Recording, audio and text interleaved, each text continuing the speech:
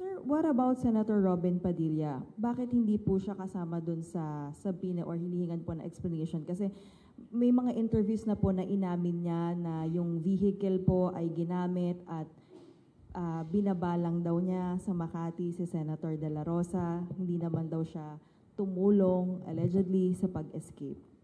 Exactly. Kayo na rin po ang nagsabi kung bakit hindi na namin siya tinatanong. Ang dami niya na hong inamin na ginawa niya. Meaning, sir, he will be liable for... Meaning, our panel of prosecutors will study everything. Will study everything that based on these admissions, based on this factual milieu or factual circumstances, can we lead to a conclusion that he or a person is probably guilty of a particular crime. Hindi naman po lagi kailangan tatanungin pa. Dahil may mga bagay factual na eh.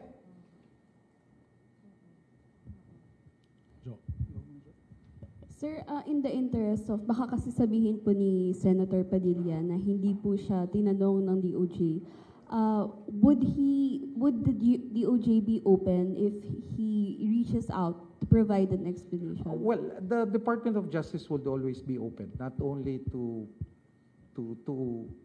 victims or Filipinos seeking redress of their grievances. We are also open to anyone who will bring in or put forward facts and information that will help us fulfill our mandate. Tandaan niyo, ang mandato ng Department of Justice, ipakulong yung dapat ipakulong at i-exonerate yung wala namang kasalanan. Pero ang basehan lang natin lahat, datos at facts. Diba? Sir, good morning. Regarding Senator Padilla po, Jairo, how would he respond to the investigation if ever? Will he be allowed to submit a counter affidavit or? Oh, okay. This is the initial part, no? This is basically pag tinatawag po natin, konti lang pong kaalaman. May case build up na nangyayari. Pag buo na to, 'di ba? Either initiated from the case build up ng DOJ or initiated by our law enforcement agencies. Halimbawa, may dumating na complaint. Ready na halimbawa ang PNP or ang NBI na magsampa ng ganoong kaso, dumarating yun dito sa DOJ, tinitimbang muna namin yung case build-up na tinatawag o kaya pwedeng simula mo na kagad yung PI process, yung preliminary investigation on the matter. At pag pumasok na yung proseso ng preliminary investigation, may mga karapatan na, di ba? Ito yung padadalhan na sila ng abiso, bibigyan na sila ng pagkakataong mag-counter affidavit. Pero ina-explain ko lang on a hypothetical note, no? Kasi that's something to happen pa, no? If ever that reaches to that point, no? Still on Senator De La Rosa po, last week nabanggit po yung application for Interpol Red Notice because based on the rules, there's already a warrant from the ICC. Therefore, we can already request, or the ICC can already request for the issuance of a red notice. So ano pong update doon? Meron po ba tayong application? Ongoing po ba yun? Or ano pong details that you can provide to us? Actually, that goes in the operational matter for the ICC to pursue. Diba? So I don't want to second guess kung ano yung ginagawa ng ICC. But for the Philippine jurisdiction, the ICC arrest warrant is valid, it's enforceable, and the Philippine authorities is currently pursuing its enforcement.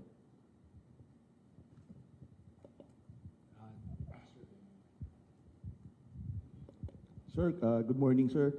Sir, si Senator Marcoleta has been the subject of a application for a PhDO by the Ombudsman.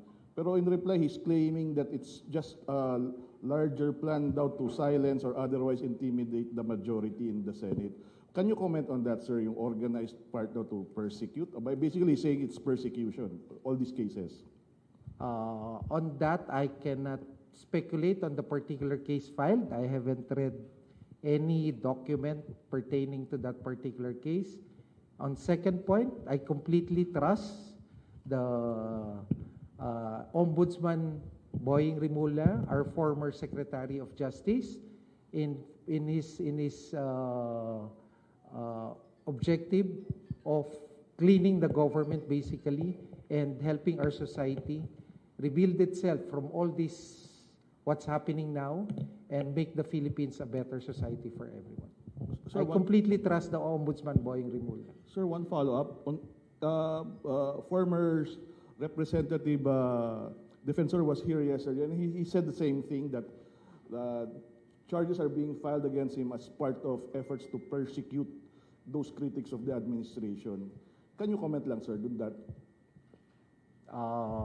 Again, I don't like to comment further, no? Kasi these matters might later go up to me, to my level, no? But again, I would like to reiterate, the mandate of the Department of Justice is to jail or to put to jail people who should be made accountable and to exonerate those people or not. And the only basis and the only premise is fact. Diba? Kung ano yung katotohanan, mga kababayan ko. Yun lang po ang mandato. At doon po umiikot ang mandato ng Department of Justice. Grant and then Steve. Okay. Hi sir, magandang umaga po. Grant po from Bombo Radio.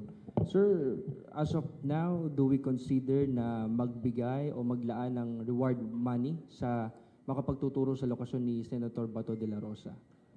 Wala pong ganong konsiderasyon na tinitingnan. Kasi naniniwala po kami, meron pong mga pumapasok na iba't ibang impormasyon sa ating law enforcement agent na tumutulong po para pumano. Ang sa akin po ay panawagan na rin po kay Senator Bato. Diba? Siya po'y incumbent senator.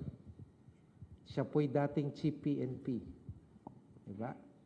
Siya po tuwing Monday po, pag may flag ceremony, alam niyo po yan sa iba't ibang government agencies, nanunumpa po kami.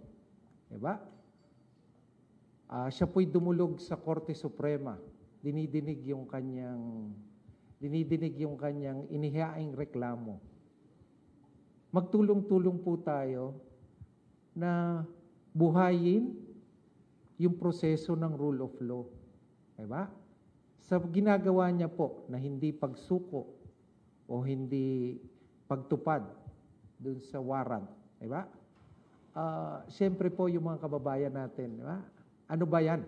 Ano bang nangyayari? Diba? So sa akin po ay pakiusap bilang kapwa Pilipino kay Senator Bato de la Rosa, diba?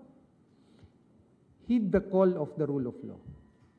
Alam niya na pag may arrest warrant, dapat sineserve at dapat sumusunod. Okay sir. Next sir, on Saturday, NBI Director Matibag has said that they have information na possible na maisyuhan din ng ICC arrest warrant ang ilan pang individuals.